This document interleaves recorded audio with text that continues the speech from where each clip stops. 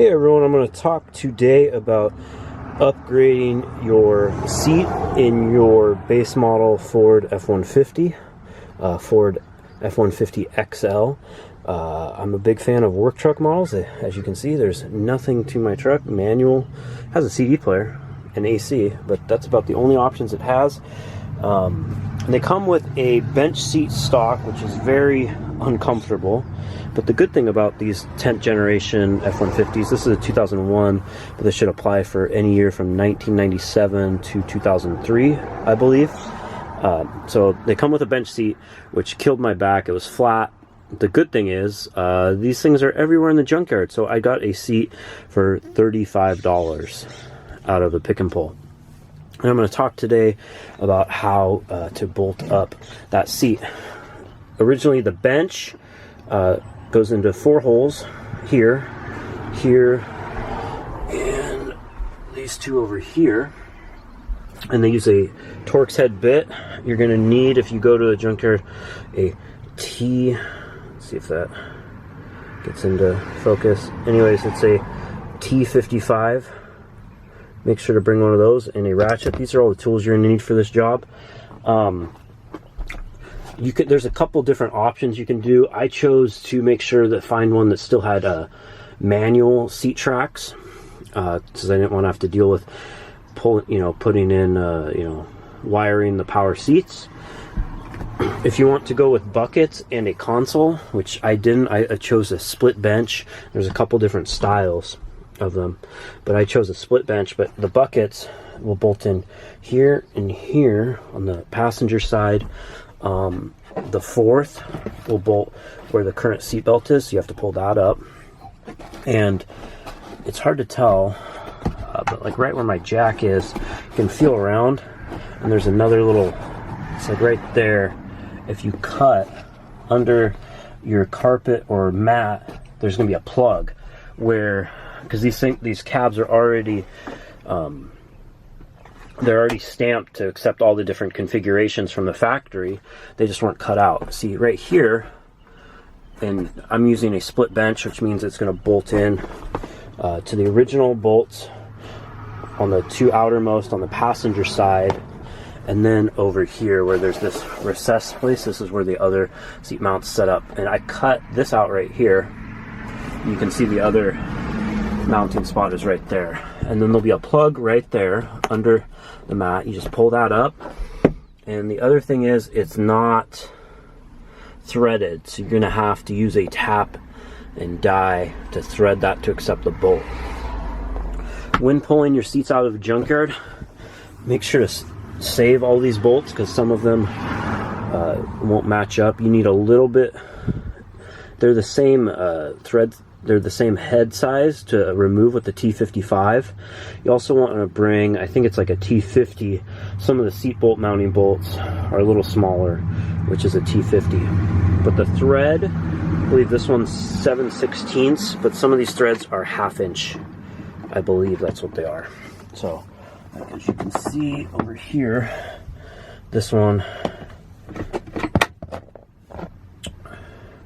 a little fatter than this other, and which I think that's a 1/2 inch, and the other is 7/16. See, this one just falls down, and then this one goes right in there, but it's not threaded yet. So you want to get the corresponding, so you can tap that and thread it. To uncover that, you just want to use an X-Acto knife to cut a little hole, and you want to make sure that the base of the seat sits all the way around there and it's not sitting on any of the carpet or rubber mat. And I'll show you how to cut that open in just a second. So just look and find, you can feel around and you'll feel like a little hump, and that's where this plastic plug is underneath your carpet or rubber mat. So I want to find it and just put like an X a little past it.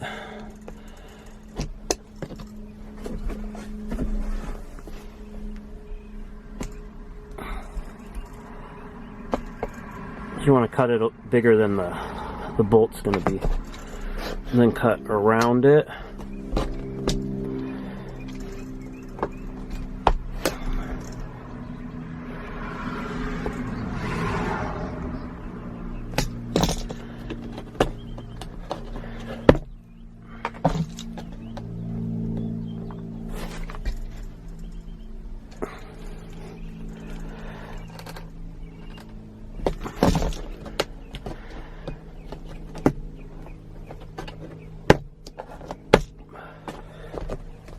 You'll see there's the plug, sorry about that. There's the plug right there. I got a screwdriver, pull that up.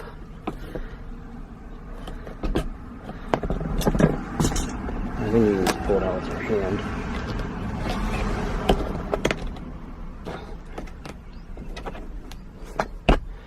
See, it's just a little plastic plug. To bolt the seats back in, take your old bolts and your T55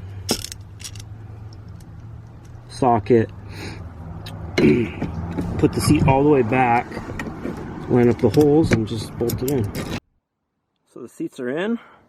What was gained? First off, you can see that's a nice wide seat area. I had seats out of an Expedition before, and I see a lot of people putting a similar style bucket. Mine was a split bench. But I saw these and I realized that this style of F-150 seat is much more comfortable because I have a fairly wide back, and the seat cushion, it's a lot wider in the back right here, and it's softer material as well.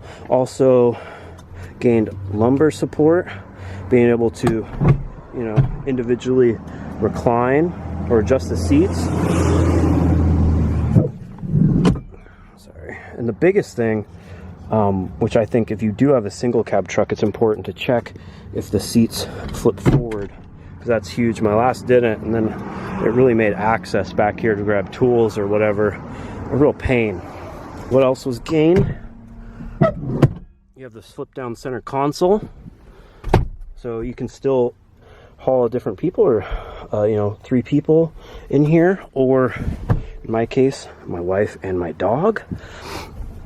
And it flips down here, and this one also has a cup holder. These cup holders here suck, and that fits my Yeti cup perfect. And you also get this whole section for storage, which is big. The Expedition split bench I had in here didn't have the storage. It just had the little flip down armrest, which I found nice, but not, you know, it was nicer than the stock F-150 just, you know, utility bench, which is awful in my opinion. And this is a big upgrade. Looks a little better, you know, and that's it. So I highly recommend, you know, if you do have a work truck, I like having roll-up windows, a manual transmission, and rubber floors in a truck. But the biggest luxury item and upgrade you can do is getting a more comfortable pair of seats, because that's where your ass sits. So go out, find some seats, and you'll thank me later.